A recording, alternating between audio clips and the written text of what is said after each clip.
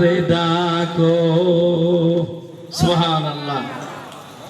আল্লাহ তাআলা আদম আলাইহিস সালামকে তৈরি করলো, তার আগে হাজার হাজার জিন জাতিকে তৈরি করলো, কোটি কোটি অগণিত অসংখ্য ফেরেশতাকুল তৈরি করলো। সবাই আল্লাহর ইবাদত করে, আল্লাহর অনুভূতি ইবাদত কাহারও হয় না।